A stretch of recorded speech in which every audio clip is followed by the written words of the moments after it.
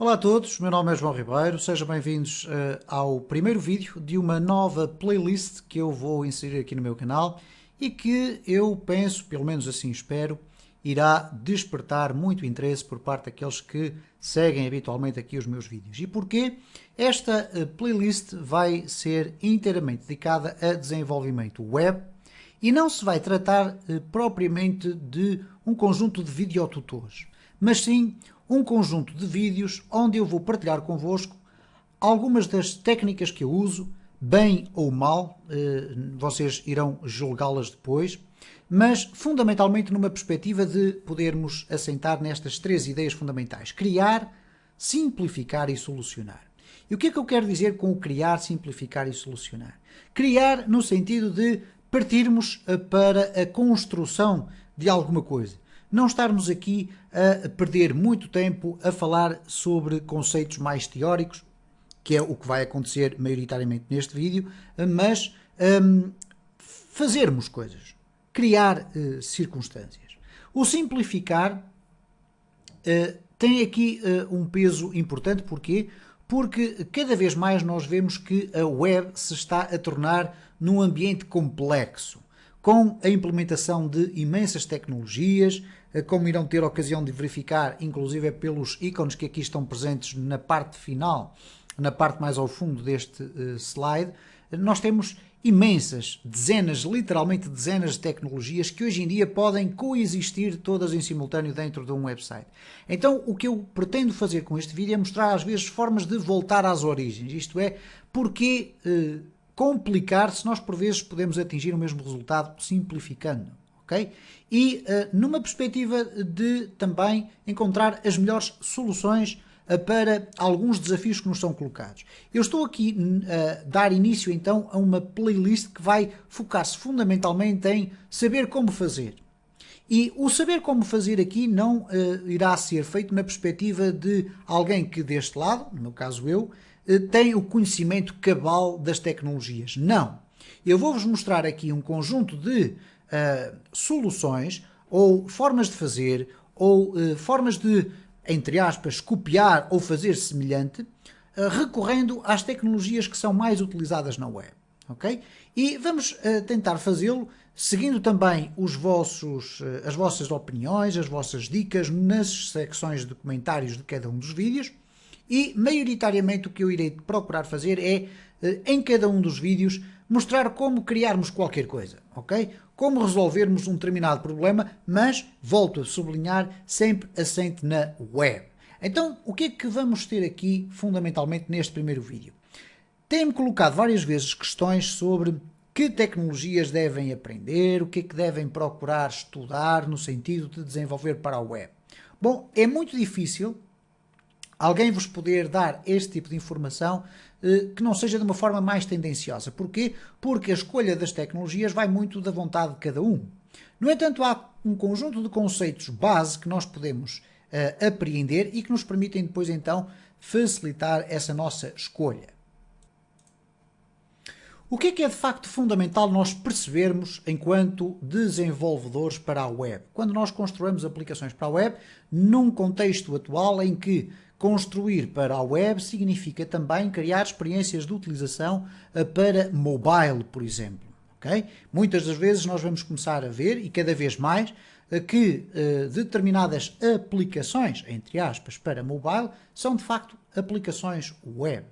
E é nesse sentido também que nós vamos ter um enfoque muito especial. Quando estivermos a criar qualquer tipo de pequeno exercício ou solução para uma página de internet, vamos ter como permanente preocupação o facto de ela estar adaptada para mobile. E neste caso estamos a falar daquela circunstância de ser responsivo. A responsividade significa que o conteúdo da nossa solução web está perfeitamente ajustado ao mobile, porque ele vai automaticamente reajustar os layouts, por exemplo, da nossa aplicação.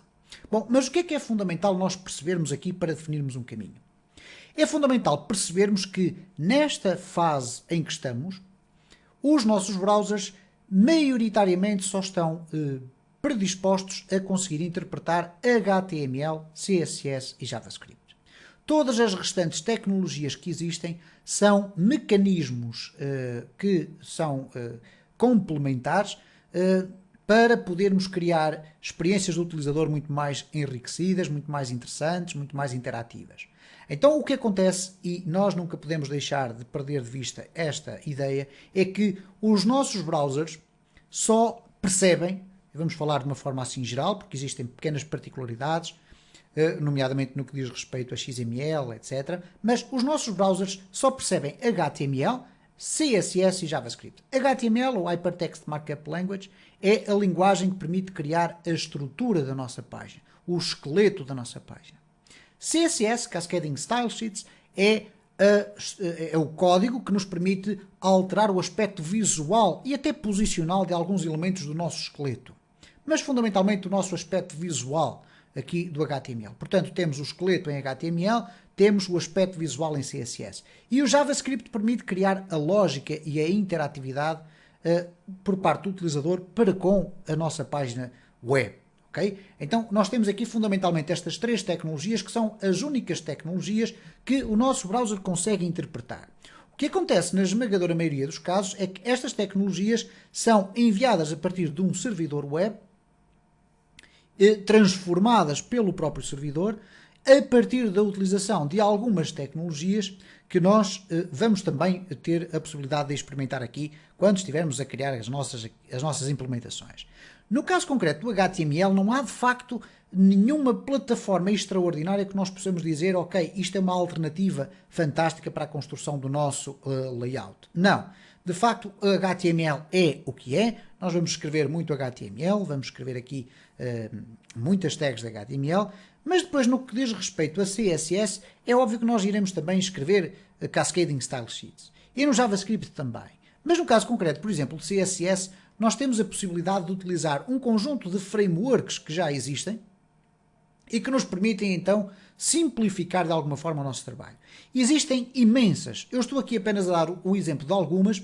No caso do Bootstrap, que é subejamente conhecido, é provavelmente uma das frameworks de CSS mais utilizadas para, assim, out of the box, nós podermos logo definir um aspecto visual e organizacional da nossa aplicação muito intuitivo e principalmente focado no facto de ser responsivo, isto é, de nos permitir ter uma atenção especial para o mobile. E eu vou sublinhar isto várias vezes, mobile first, isto é, pensarmos que uma enorme esmagadora maioria dos utilizadores da web são cada vez mais utilizadores mobile, isto é, nós acedemos às páginas web maioritariamente ainda dentro do nosso PC, mas cada vez mais, e isso vai ser cada vez mais visível, através de dispositivos móveis, que têm como principal característica o facto de terem ecrãs de menores dimensões e, por conseguinte, a utilização de uma framework que consegue adaptar o nosso conteúdo de uma forma automática é fundamental.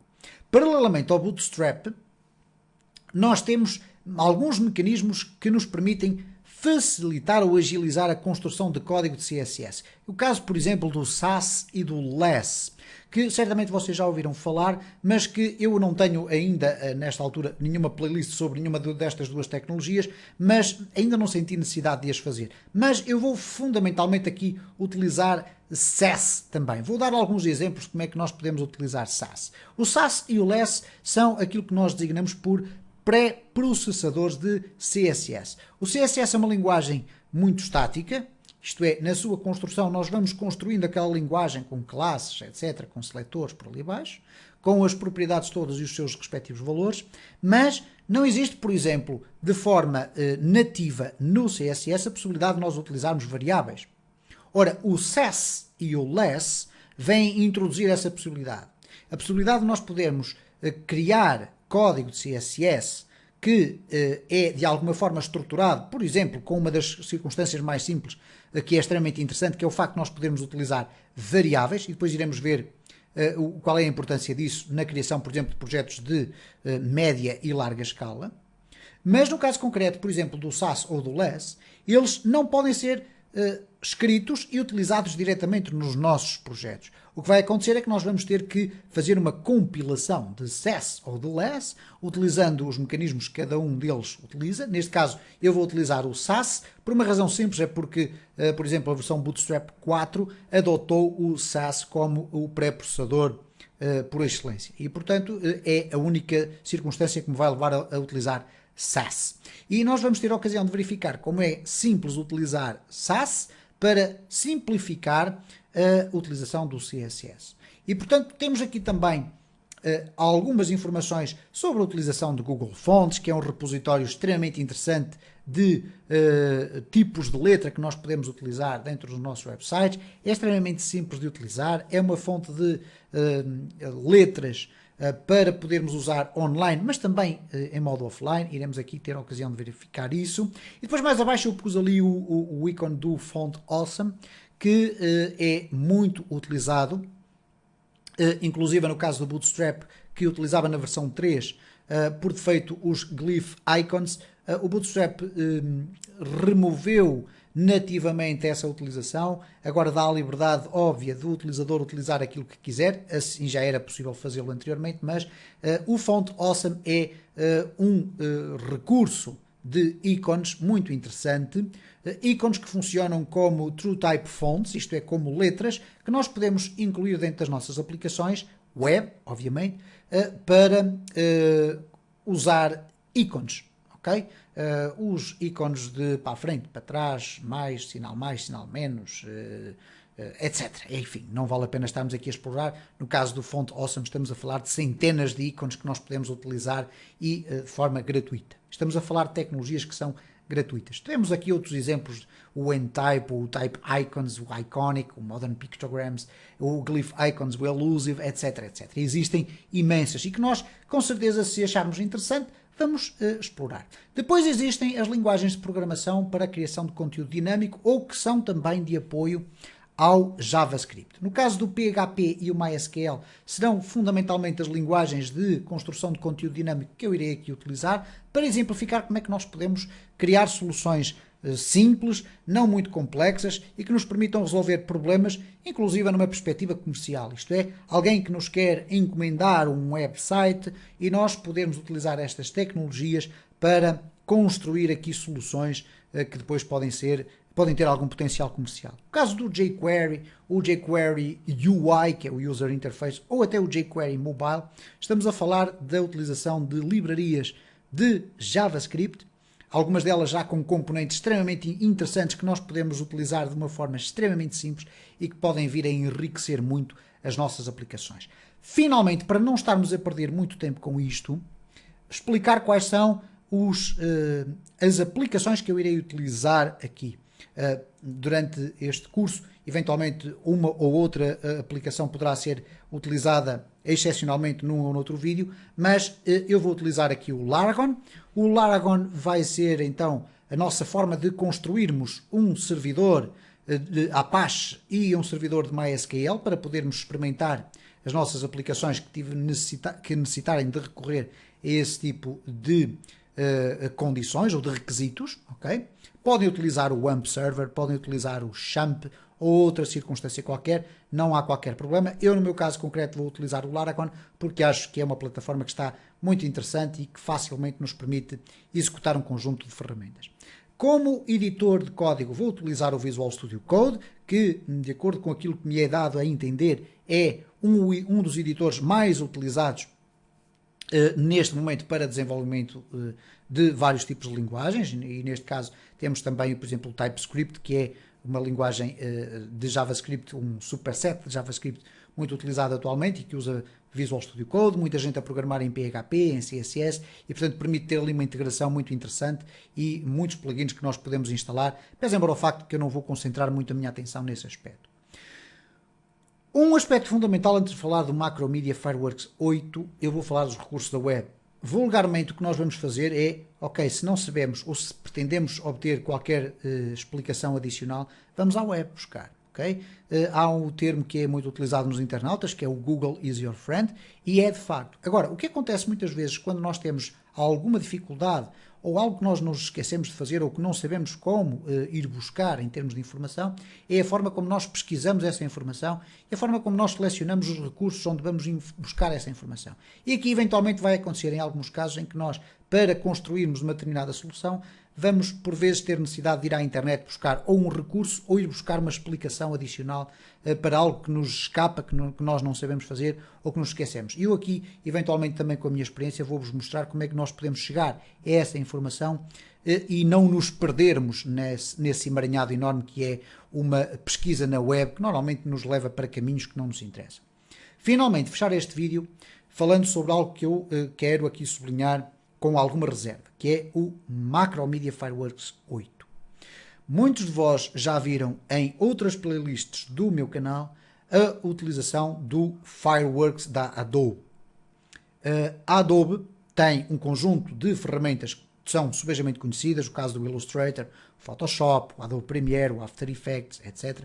E todas essas ferramentas direcionadas para a produção de conteúdos digitais visuais. Estamos a falar de filmes, estamos a falar de imagens, tratamento de fotografias, etc.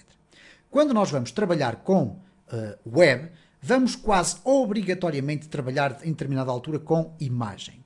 E eu escolhi para me acompanhar durante esta playlist o Macromedia Fireworks 8. E porquê que eu escolhi esta ferramenta? Porque é uma ferramenta que eu vos vou passar. No próximo vídeo vou-vos explicar como é que vocês podem instalar esta ferramenta.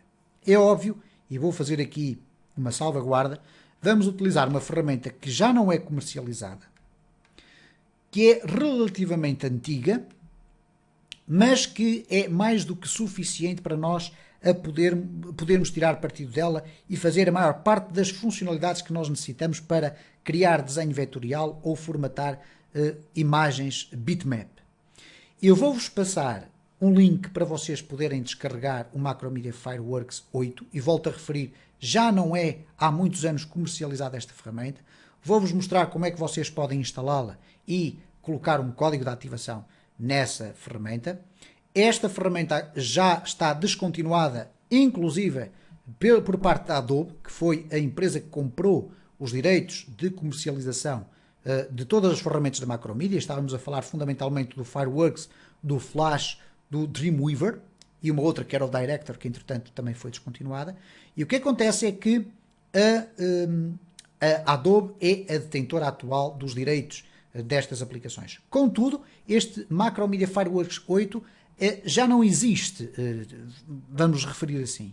E por conseguinte, eu tomei a liberdade, e perdoem-me esta liberdade, de recorrer à utilização desta ferramenta que já foi comercial, não é gratuita, mas também não está à venda. Então, nesse sentido, eu acho que é um mal menor, ok? E vocês vão ter a oportunidade de verificar que esta versão do Fireworks 8 é em quase tudo semelhante à do Fireworks CS6, que é a versão que eu utilizo para desenvolver rapidamente as minhas necessidades da web, ok? Eu vou então no próximo vídeo mostrar como é que vocês podem descarregar, como é que vocês podem instalar, como é que nós vamos configurar aquilo. Não vamos estar a perder muito tempo a perceber como é que vamos utilizar o Fireworks, porque à medida que for sendo necessário, eu vou-vos explicando algumas dessas funcionalidades.